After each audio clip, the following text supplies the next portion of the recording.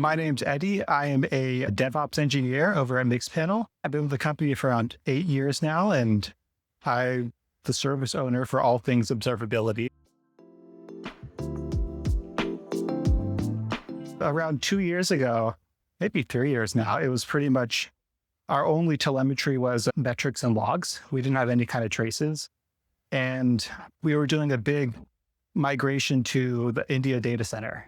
So we had Europe, we had US, we were opening up a new region. We really needed to be able to diagnose latency-related issues. And so that's when we started looking into a trace vendor. We looked at a couple, we tried Honeycomb, and everyone liked Honeycomb. There's around 80 engineers. I'd say at least half of them are using Honeycomb like day to day.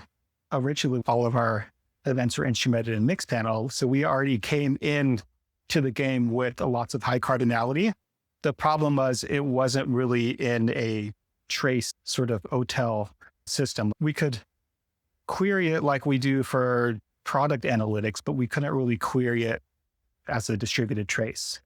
Right out of the gate, we have a ton of value just adding all of our cardinality to traces and being able to diagnose latency using that existing cardinality. We were a big adopter of SLOs. As part of that India data center project, we instrumented our entire front end with traces because we were like, we want our SLOs to be from the user experience. We don't want to miss anything that happened between end user and a load balancer. Our main services, our app server, API server, we have SLOs for all the standard errors and latency type stuff. We're also at a point where we're starting to sell SLO contracts to our customers, and we're using Honeycomb to basically inform those. We're big fans of SLOs. All of our devs use Quad, and we've got various MCP servers hooked up, including Honeycomb. I'm also a big fan of Canvas. Our main goal is to have an incident triage bot where we're giving it access to Honeycomb and our GCP infrastructure, read-only access to logs and Kubernetes and stuff like that.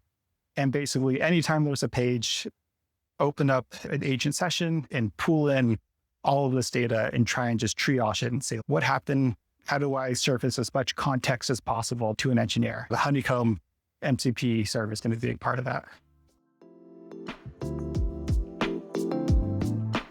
A big growth spurt for us was, like I said, that India data center, and Honeycomb was the center of that in terms of making sure that we were able to bring that same level of reliability that we had in US and EU over to India. And now the next growth spurt has been AI generated code.